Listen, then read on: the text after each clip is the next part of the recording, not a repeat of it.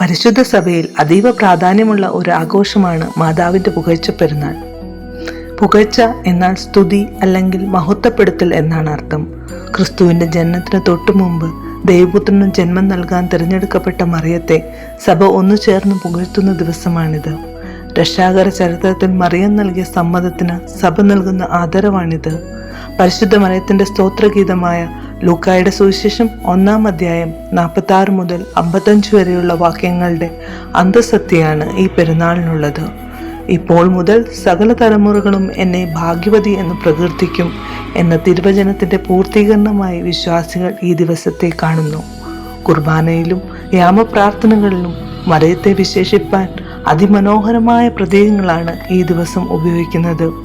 ഹവയിലൂടെ നഷ്ടമായത് മറിയത്തിലൂടെ തിരികെ ലഭിച്ചു. ദൈവത്തെ വഹിച്ച സ്വർണപാത്രമായി മറിയത്തെ വണങ്ങുന്നു.